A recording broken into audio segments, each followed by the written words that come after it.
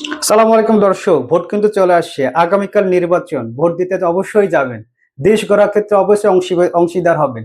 ব্যাপার হলো ভোট কাকে দিবেন, মার্কা দেখে ভোট নয়, ভোট দিবেন প্রার্থী যোগ্যতা, সততা, যেটা বলে অনেস্টি আর কি।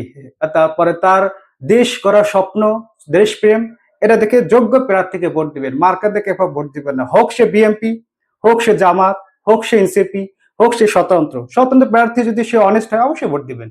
ভোট কোনো দল নয়, ভোট কোনো মার্কা নয়, ভোট দিবেন অবশ্যই যোগ্য প্রার্থী এবং যে দেশের কল্যাণে কাজ করবে, মানুষের টাকা আত্মসাৎ করবে না, ব্যাংক লুট করবে না এবং দেশের দুর্নীতিতে জড়াবে না, এরকম প্রার্থীকে ভোট দিয়ে সংসদে পাঠান।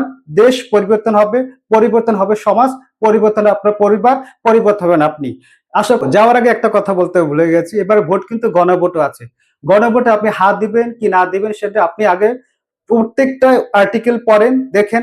আমি পড়েছি, আমার কাছে ভালো লেগেছে, হাফ বোর্ড আমার কাছে সমর্থন দিচ্ছি। আপনি পড়েন, আপনার কাছে যদি ভালো লাগে, কারো কথা পরিচিত হয়ে নয়, আপনি পড়ে ভালো লাগলে অবশ্যই হ্যাঁ অথবা না, আপনার যেটা ভালো লাগে আপনি সেটা ভোট দিবেন। দেখা হবে পরবর্তীতে।